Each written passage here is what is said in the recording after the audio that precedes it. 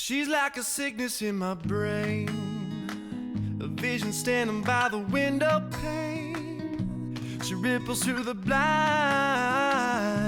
and leaves me in a daze.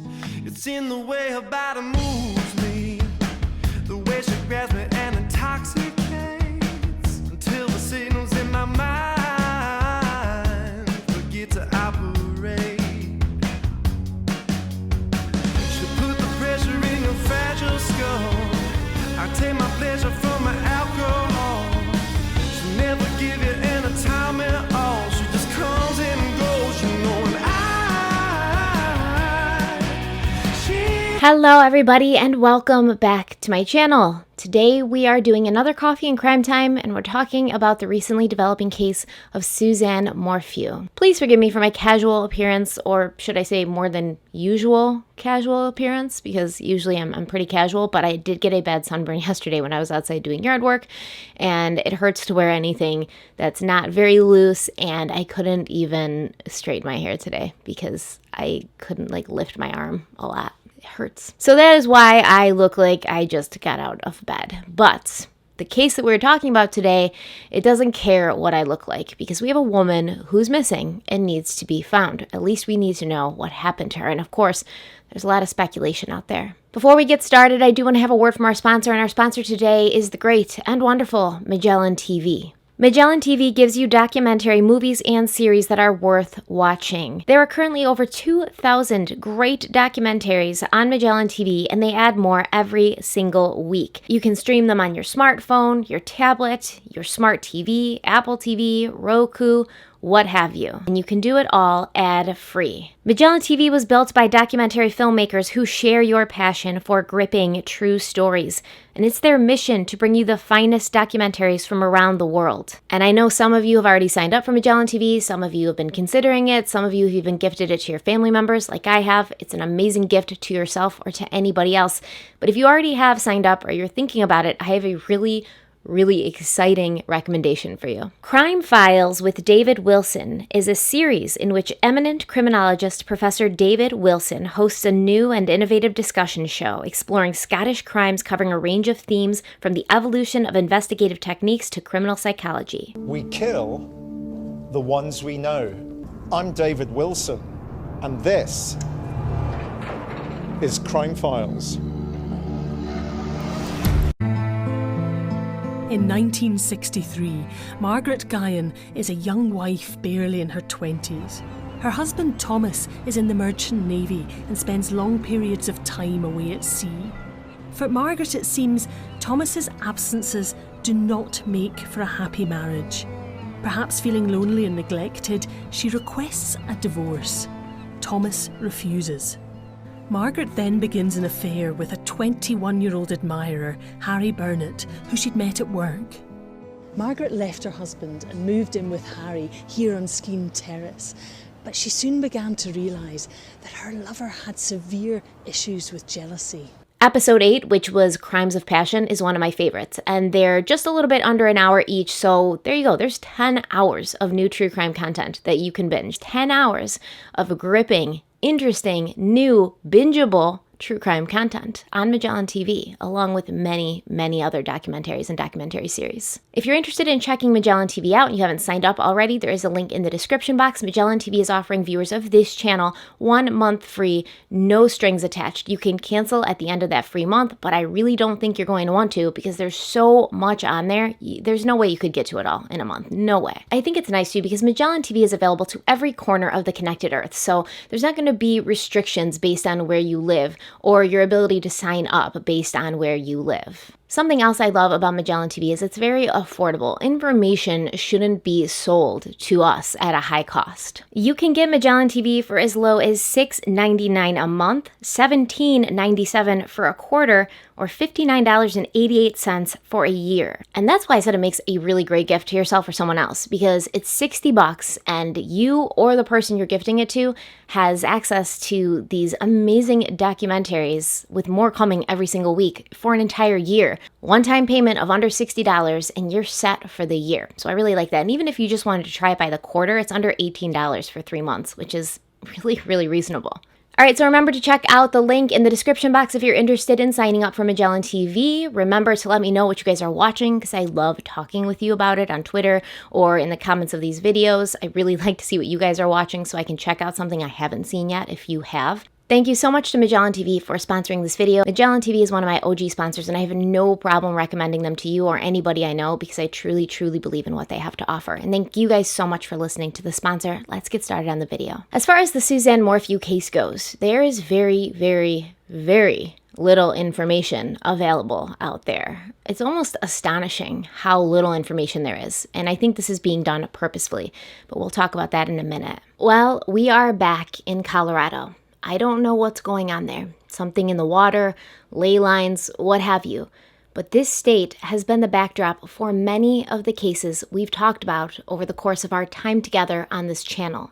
Gannon Stauch, Shanann, Bella, Cece, and Nico Watts, Kelsey Barrett, Lacey Peterson, Jean-Benet Ramsey. Today, the woman who brings us back there is Suzanne Morphew, who went missing just this past Mother's Day from Sulida, Colorado. Sulida seems like an awesome place to live. It's known as the heart of the Rockies and features the largest indoor hot springs facility in the country. The Arkansas River also runs through the town and is known for its world-class rafting. There's also Browns Canyon National Monument just outside of Sulida, which offers plenty of options for solitary hiking or meditation, as well as horseback riding, kayaking, fishing, and hunting. Fun fact, the stretch of the Arkansas River in and around Sulida has up to 5,000 trout per mile, so it's not a surprise that the Morphew family would want to live there, which they ended up doing, moving from Arcadia, Indiana in 2018. This case has been tough because the authorities are being very tight-lipped about everything, and it becomes more and more bizarre the closer you look.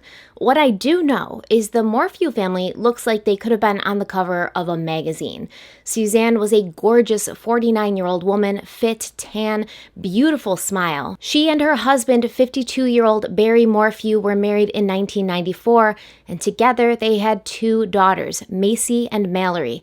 And these girls are gorgeous as well. Suzanne's husband, Barry, is also incredibly handsome. What you would think a Ken doll looked like in his 50s. He looks like he was a high school quarterback. He looks like he was probably in a frat during college. He's just got that kind of look about him. All 4 of them, tan, gorgeous, beautiful smiles, incredibly happy looking. They live in this sprawling $1.5 million house that, in my humble opinion, can only be described as a mansion.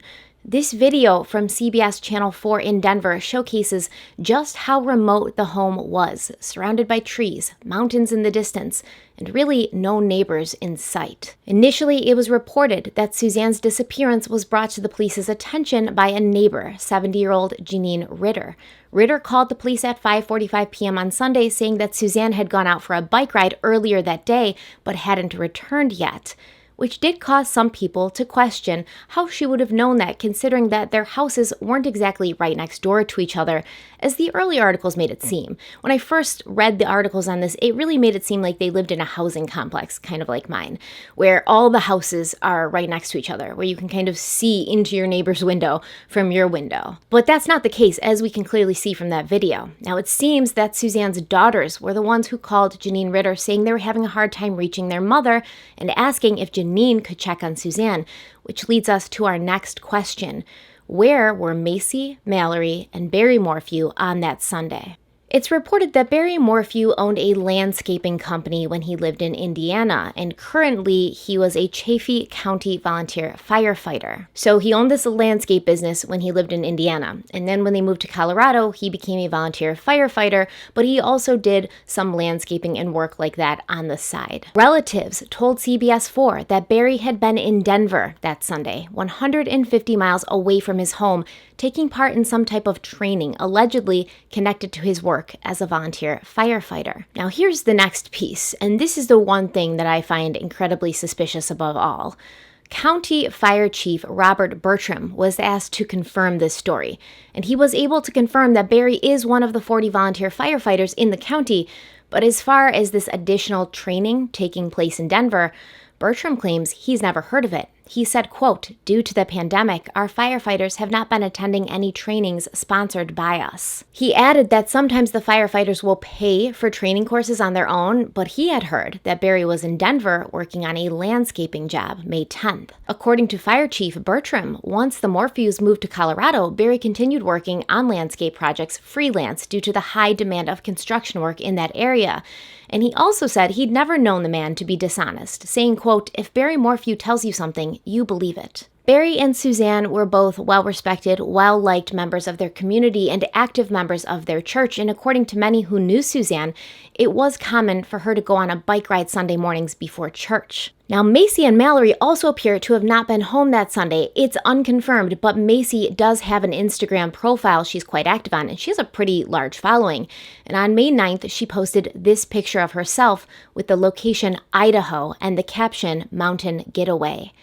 It has been reported, but is still yet to be completely confirmed, that the sisters were on a camping trip in Idaho that weekend. Once police got the call, they began searching for the missing woman. Chaffee County Sheriff John Speasy gave a comment that both the CBI, which is the Colorado Bureau of Investigation, and the FBI have been actively working together on this investigation. There's been foot searches, air searches, water searches, canine support, and even drone searches. These searches have taken over 200 personnel and 200 plus man-hours. But they didn't find Suzanne. They did, however, find her bike, which was confirmed to be her bike by her nephew, Trevor Noel, who's become kind of the unofficial family spokesperson on this case. The bike was found on a bridge near her home, just west of County Road 225 and Highway 50, along with an additional personal item which has not been revealed. The condition of the bike hasn't been revealed at this point either. But when Trevor did give interviews and he gave confirmation that the bike had been found, he did it in a way that definitely caused speculation. He kind of said, "I can't really say a lot about it. I can't really tell you exactly what the condition of the bike was, but I can report to you that it has been found," which leads me to believe that there's something going on with the condition of the bike. Sheriff John Speasy requested a dive team to be brought in and check waterways, and he also asked residents of the area to hold on to their surveillance and doorbell video footage from the dates of May 8th to May 12th in case the police needed to review them. So he pretty much said, you don't have to turn these in yet. We're just asking that in this time period, you hold on to these recordings, because sometimes recordings on doorbell cams or surveillance video, they will record over each other to save space. So he wanted people to know, don't let your systems record over this footage. Please hold on to us in case we need it. And the really difficult part with this case is it's hard to pin down exactly when Suzanne went missing, because no one actually saw her on her bike that Sunday morning. Once again, when we first heard about this case, that wasn't made clear. It was made to sound like her neighbor had seen her leave on her bike that Sunday morning and not come back. And when it started to get dark, she got worried and called the police. But it has now been confirmed that nobody actually saw Suzanne leaving on her bike that morning. Her husband and her daughters were out of town, so depending on how long she'd been alone in their home or how long it had been since anyone in her family was able to get a hold of her, she could have been missing longer. I think I saw it reported that the last time anybody actually spoke to her was Saturday. As of now, these details have been withheld from the public. However, the family has been asked to remain out of the residence as it is searched, and Barry Morphew's vehicle and cell phone were taken from him by investigators as soon as he returned from Denver. Neighbors expressed that they felt they lived in a safe area, in which no one even locks their doors, and they wondered if Suzanne could have fallen victim to a wild animal attack, since mountain lions are known to be in the area. Sheriff John Speasy commented that he believed an animal attack is an unlikely scenario, and even though the case isn't being looked at as a criminal investigation at this point, the possibility of foul play has not been ruled out. So at first, we weren't hearing anything from Barry Morphew, and any information that we were getting from Suzanne's family had been coming from her nephew, Trevor. However, Barry Morphew has released a pre-recorded video begging for the safe return of his wife. Here's that video message now. Oh, Suzanne, if anyone is out there that can hear this, that has you, please, we'll do whatever it takes to bring you back. We love you, we miss you, your girls need you. No questions asked. However much they want, I will do whatever it takes to get you back. Honey, I love you, and I want you back so bad. So it's very short, very to the point. He hasn't been interviewed by any news outlets, and it's led many people to speculate that he may know more about Suzanne's disappearance than he's letting on, which is why he's avoided making the same mistake that Chris Watts and Letitia Stout have made in the past, giving an interview and then saying something which catches them up or raises suspicion. Of course, when a woman goes missing like this, the spotlight will always find its way to her husband or her significant other. Sometimes it turns out that they're guilty. Sometimes it turns out that they're unjustly dragged over the coals by social media, like the husband of Heidi Broussard, who everyone was calling Chris Watts 2.0, when he was actually just an innocent man who was struggling with the loss of his wife. So I hesitate to jump to conclusions or start analyzing voice patterns and body language this early on, especially since we know so little. Is it possible Barry is more involved? Of course. But it's just as possible he knows nothing at all and is struggling with the loss of his wife. Barry's uncle from Indiana, Bob Morphew, thinks we should just cast this kind of thought out of our heads, the fact that Barry might be involved. He says that Suzanne was one of the sweetest people you would ever want to meet, and that she and Barry were a loving couple. He said, quote, "I've never seen any kind of unhappiness with each other or produced by either one of them. What you saw in that video from Barry the other day, that's exactly Barry, and that's exactly how he feels. He loves her and he wants her back. He wasn't putting on. I think anybody who ever knew them at any point in their married life would tell you that they were as loving of a couple as you would find anywhere." Now that is very valid, and I'm sure that Bob Morphew knows his nephew and his nephew's wife very well. But then, of course, those of us who follow these true crime cases very closely know that sometimes appearances aren't all what they seem. For instance, Scott and Lacey Peterson. How many people said Scott was the nicest guy? Scott was so sweet, loved his wife so much, they never fought, there was never any issues. And I mean, we kind of know how that ended. Now, it seems Suzanne was very happy with their life in Colorado. Something interesting I found out from Heavy.com was that the Morphews moved from Arcadia in 2018, and Suzanne had posted pictures of their home there on Facebook after listing it for sale. She said the house was on 15 acres of land and it was listed for $895,000. However, property records show the house and the property in Indiana have never sold and are still owned by the Morphews. This is interesting to me because if they have a mortgage on this house, and they would, assuming it's not completely paid off, and it's very rare for people to have their mortgages completely paid off. So if it's not paid off, they are currently paying 2 mortgages for 2 very expensive homes, and they have been for the better part of 2 years. I'm not educated on their finances to know if they're in a financial position to be able to swing these kinds of expenses, but I can't imagine it would be easy, even if you were well off. I mean, even if you had tons of money, even if you were a millionaire, you're still not going to want to pay a mortgage on a house you're not living in and is kind of sitting empty. Finances and money troubles can often be the source of marital issues, even if the couple is happy and loving. And we saw this in the Chris Watts case. Although Shanann and Chris put on a good show, that they were doing well, that her business was paying off, that they were working out, and they were being healthy, and they were having another baby, and everything was great, behind the scenes, we saw that they were up to their ears in debt. Now, as I mentioned before, law enforcement is being very secretive with details of this case. We don't know what the bike looked like. We don't know what kind of bike it was. Was it a mountain bike? Was it an off-road bike? Was it just a regular bike? We don't even know when she was last seen, who she was last seen by, what she was wearing the day that she went missing. I can't even find really what kind of work Suzanne did, if she was currently employed, how old her daughters were, etc. Now, from pictures, it does look like Macy and Mallory are teenagers, so high school, late high school, college age, but we don't really know anything else. We don't know if Barry was in Denver for just the day or the whole weekend. We don't know if his alibi has been confirmed, or due to his vehicle and cell phone history, if he was actually even there. We don't know if the personal item found belonged to Suzanne or someone else in the family, like Barry or the girls. It almost seems like they know how closely the general public is now looking at these cases, and they want to give out as little as possible to reduce the level of speculation out there, but as we find, it really only seems to increase it. Barry Morphew has offered a $100,000 reward, and an unnamed friend has matched that, bringing the reward up to $200,000 with the promise of no questions being asked. A lot of people have taken issue with Barry saying no questions are going to be asked. I personally don't. I feel like in that situation, if it was my husband or one of my children gone, it doesn't matter why you took them. It doesn't matter who you are at this point. If I can get them back safely, that's all that matters to me. I won't ask any questions. I won't even try to find you. Just please bring my loved one back. You're that desperate at that point. So there's no real strangeness in that. In fact, I thought Barry's whole statement was very level, very, straightforward. And I do think that he probably did that in order to avoid being interviewed, in order to avoid having somebody ask him a question that might make him look guilty, even if he's not guilty. Because like I said, we did see this with the Heidi Broussard case. You really can't expect to put people who are in the throes of sadness and loss, who are literally within the first week or two of a loved one disappearing. You can't put them in front of a camera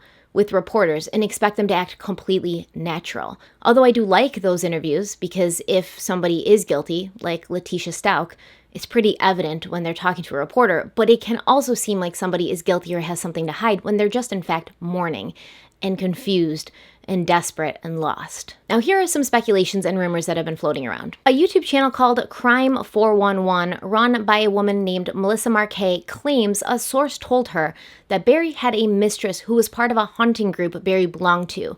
According to this YouTuber, law enforcement has been to the house of this woman to investigate, and it also seems if this woman exists, she's very young, 29 to be exact. Would having a mistress make it more likely that Barry would have something to do with his wife's disappearance? I mean, yeah, it would make it more likely that he might want his wife to disappear, but simply having an affair isn't proof positive that Barry Morphew would try to get his wife out of the picture, as many men and women have affairs all over the world and they don't attempt to take out their significant other. I would obviously like to know if there was a life insurance policy to see if Barry would stand to gain financially from his wife no longer being alive, but as of now, we don't even know what the status of Suzanne is. She could be gone, but she could also just be missing, and having a missing wife is a lot more complicated when talking in terms of life insurance payouts. It can take several years to have a person declared dead in absentia, so it certainly wouldn't be an immediate gratification kind of scenario. Barry would still have to wait unless her remains were found. Now, there is a residential riverfront property on County Road 105 that police spent 3 days searching. Apparently, Barry Morphew had been hired by the homeowner, who has been cooperative with police, to do some work on the property, including laying dirt. It also appears that concrete was poured on the property over the dirt that Barry Morphew put down. But police did dig up that concrete and that dirt, and they found nothing in connection with Suzanne Morphew. Barry has also been reportedly pacing around the house of a friend he's currently staying with, staring out windows and going out to drive around in an effort to remember any suspicious vehicles he had seen in the area around the time his wife went missing. So obviously this whole job site thing would have been a really perfect place to hide a body if you had one to hide. Barry Morphew laid down the dirt, and he would have known concrete was going to be placed on top of that dirt. However, according to the police, they found nothing that connects Suzanne to that site. And there's also a lot of other places in the area you could dispose of a body if you had one to dispose of. A person necessarily wouldn't need to go to all the trouble of putting her under dirt and concrete. The Arkansas River is right there. The Arkansas River is the 6th longest river in the United States and the 45th longest river in the world. And the first section of that river starts in Colorado, running through steep and rocky terrain, dropping 4,600 feet in 120 miles. The high snowpack in the high Rockies keeps the water levels high and perfect for rafting. The time period of early spring is one of the 2 times of the year the river is at its highest. The river can also move very fast in some places as well. So we're in early spring, technically. The river's going to be pretty high because of all the snow melting and all the rain. And if you were to find an area where you do a lot of whitewater rafting, where the river's rushing very quickly, if you were to throw a body in there, it would probably just get pushed along by the river current, and it could really end up anywhere from Colorado to Arkansas. Now, of course, in cases like this where the police are being very tight-lipped and we want to know more, the true crime community on Facebook is where I turn. And it's not always accurate, but it does seem like they are a lot more willing to share potential information than the police are in order to avoid having, an open investigation become compromised. But the people of Facebook are like, this is what we heard. And I think that's fine because we're adults, we're grown-up people. We can read something that might be speculation or rumor and decide for ourselves what we think about it or where it fits.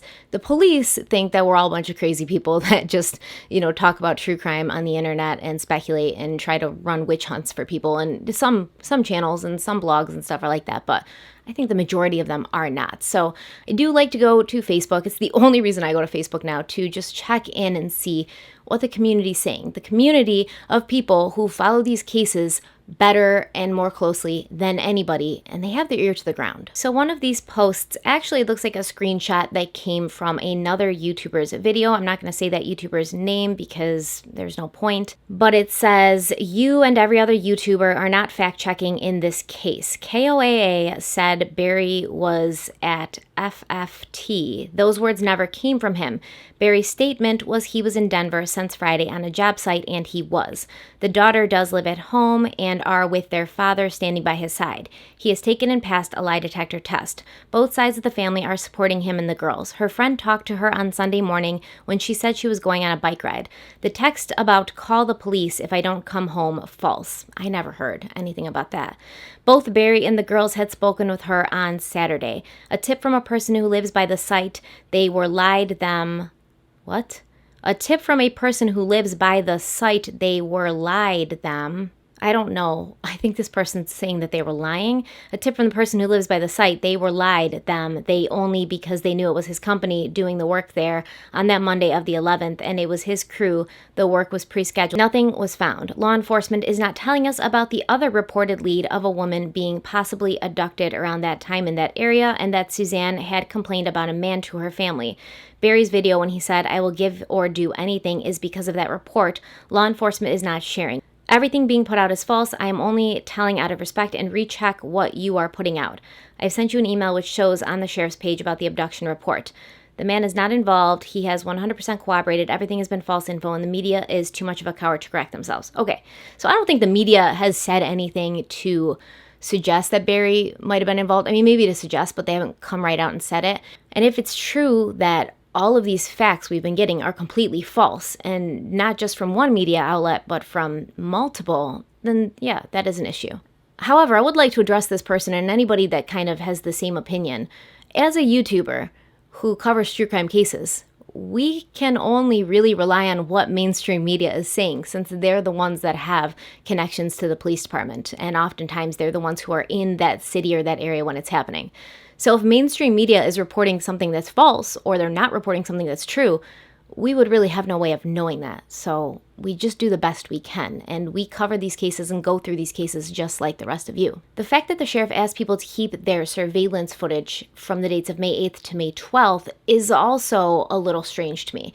So it does suggest that maybe the police think Suzanne was being stalked or watched, and maybe will pick up that person on the camera of the house or other houses at some point before she goes missing. The CBI and the FBI did go into the Morphew home. They had it shut down. I still don't think anybody's allowed in there, and they did take bags and bags of evidence out, which did lead people to believe that they thought something happened at the house, that possibly having the crime scene investigative team there taking evidence out would suggest that they thought the crime happened at the house. And this can be very true.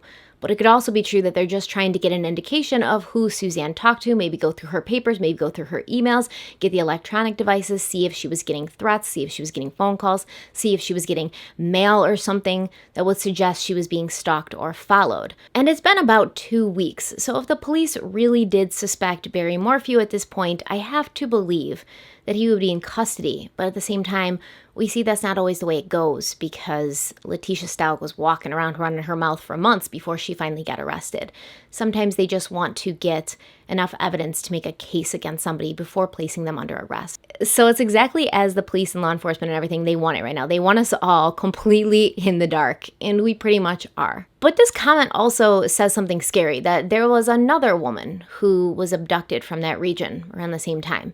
And police aren't saying that. And if that's the case, if that's true, it's incredibly irresponsible. Because if there's somebody out there snatching women left and right in that area, they should let people in that area know that there's a potential serial predator out there. People should know that they need to be aware and careful and what to be looking out for. So I cannot imagine that's true, because if it is true and it hasn't been publicly announced, it's very irresponsible on behalf of the CBI and the Chaffee County law enforcement. That's incredibly irresponsible. And I just can't imagine that people who have taken an oath to serve and protect would allow other people in that area to walk safely and keep unlocking their doors and this and that, knowing that there could be somebody out there who's attacking and kidnapping women. Now, there are other questions, right? Suzanne's cell phone, for instance, there are reports that her cell phone was left at home. If her cell phone was left at home, I don't believe that she went on a bike ride. I do a lot of running outside. I do a lot of biking outside. I love it. But I always bring my cell phone for multiple reasons. One,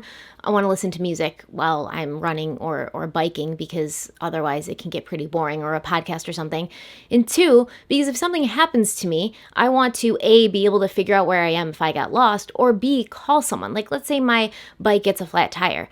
I need to be able to call someone like my husband to come and pick me up. Or let's say that somebody's following me and I'm freaked out because we're in a place that's kind of solitary. I'm going to call the police and let them know where I am, and they're going to be able to find me based on my cell phone GPS. I also have an app that tracks the miles that I bike and how long I biked for and what routes I took and stuff, so I can repeat the ones I like. So I don't think that Suzanne, as somebody who was an active cyclist, if that's true, would leave the house and go on a bike ride without her cell phone. So if her cell phone was left at home, that's a little bit suspicious to me. And this is reminiscent from the Shanann Watts case. As soon as I heard that Shanann's wallet, car keys, purse, and her phone were still at the house, I knew you don't leave your house, especially with two young kids, without a cell phone.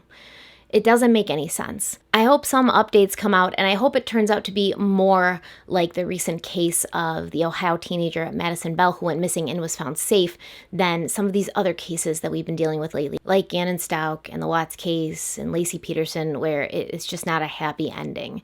So I hope that Suzanne can have a happy ending, because she really does seem like a beautiful woman, and I'm sure her daughters love her so much. You know, it's hard when you're a teenage daughter to not know where your mother is, because you still need your mom. And I do think that's what Barry Morphew meant when he said that in his little interview or statement.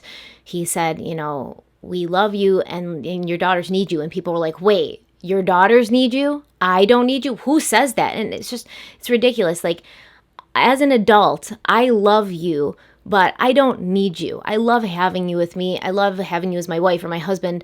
I love that we have a partnership and, you know, a great relationship, but your daughters need you. They need you to be there when they have boy problems. They need you to be there when they're applying for colleges. They need you to be there when they get engaged and they have to pick out a wedding dress. They need you to be there to help plan their wedding, or to tell them what to do when you get pregnant and you have morning sickness, or to tell you how to get your baby to sleep if it's colicky. Like, a young girl and a young boy needs their mother and any parent for those sorts of things. So I'm thinking that's what he meant by it. I don't really like picking apart everything someone says or how they're acting initially.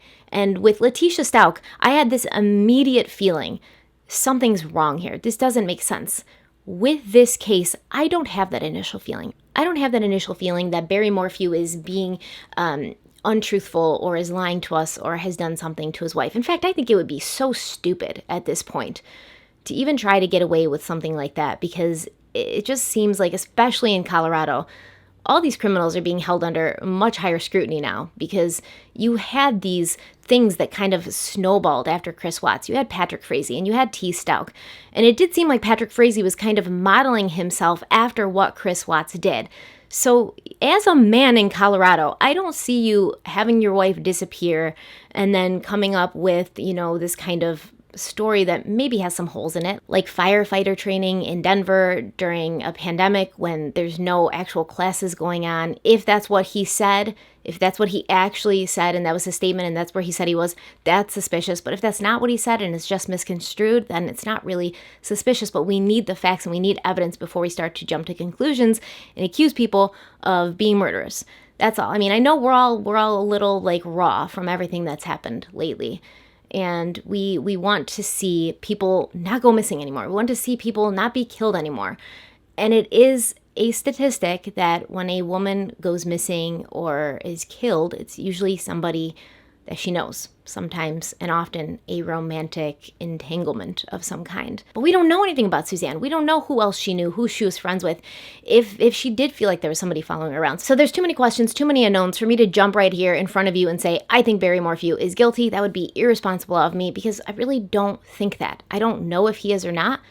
I don't think he's not guilty. I don't think he's innocent. I don't think he had nothing to do with it, but I don't know what to think at this point, and it's okay for me to say to you that I don't know what to think because I really like to have as much information as possible before I'm drawing these conclusions, especially when it affects someone's life, someone who has 2 daughters that clearly are standing by his side and looking up to him and, mourning with him for their missing mother. So I'm not about that, and there's no witch hunts going on this channel, but let me know what you think. Feel free to let me know what you think. Do you think it is suspicious because of who he is or his story, or do you think it's suspicious because it just so happens that every time something like this happens, it's the husband or the boyfriend? Do you think he's not suspicious? Do you think there's any rumor of this possible mistress or affair going on? Let me know what you think about it, and hopefully some new information comes out. I'm currently recording this on Monday, and I think that there's supposed to be another news conference or update coming out. So if something, monumental and earth-shaking comes out in this update or within the next couple of days, then I'll just do an update video for you guys. But over the next couple of days, I am going to be a little bit less active as far as like posting, even on social media, because I have to get some Halloween work done. I have, all of October we do Halloween, and it's just like 3 or 4 videos a week, and they're kind of like spooky true crime mystery videos, and it's always a lot of fun, but it takes a lot of work, months of planning and getting the videos scripted and recorded and edited so I can post them in a timely manner, because it does take a long time to edit them and upload them because they're like usually hours.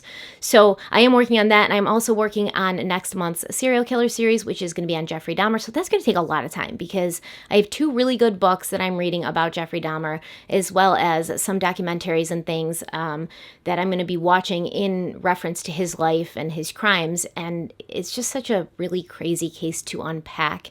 There's so much to it, so I want to make sure I do it justice. And it'll probably be 3 or maybe even 4 parts for our serial killer series next month on Jeffrey Dahmer. Thank you guys so much for being here with me. Thank you so much for understanding that I do need a couple of days off. I have to clean my house, I have to do yard work, I have to work on Halloween, and I have to work on serial killers next month. And Halloween and the serial killer series, as well as the cult series, take a lot of research because I want to be careful. They're people's lives, and I don't want to report anything falsely. So thank you for understanding. I need a little break, but I will be back very soon. Like, you probably won't even notice that I'm gone for a couple of days. I'll be back soon, and we'll talk then. Thank you so much. Stay kind, stay beautiful, and stay safe. And I'll see you next time. Bye.